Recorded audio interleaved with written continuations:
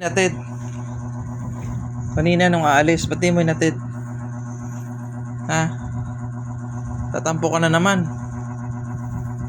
Mamaya, mag-isa ka na lang dito. Eh, yung kuya mo, hindi umuwi ng alas 10. Bantay mo tong bahay, ha? Tulog ka lang dyan. Hindi mo natid mami mo, ha? Tatampo ka na naman. Hindi ka nakalabas. Eh, may pasok na kasi ako. Trabaho na ako eh. Bawi ako sa'yo sa mga sunod na araw. Ngayon sana kaya lang mapapagod ako eh. Tsaka walang bantay dito sa bahay. Ha? Sige na, doon ka na. Doon ka na, doon. Kawawa naman yung bebe na yan, naapi. Iniiwan-iwanan. Oh, iyak na naman oh.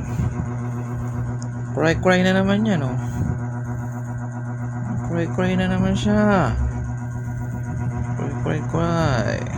Baka loyal yung dog natin na yan eh. No? Loyal. Mas maigi pa yung aso na kahit pagalitan mo ng pagalitan, pupunta lang siya sa cage niya, tapos kung may nagawang kasalanan, ganun din. Pagalitan mo siya pero lalapit pa rin sa'yo. Ang tao, may maramdamin na wala sa lugar. Maigi pa, aso na lang anak mo eh. Na baby, to kahit paluin ko pa to minsan sa pikong ko eh, saan kasi umiihi. Alam niya na maihian niya, kaya lang siguro pag nang aasar at nagpapapansin, umiihi siya kung saan. Napapalo ko siya, pero sa kabila lapit pa rin siya. Loyal talaga siya. My loyal dog.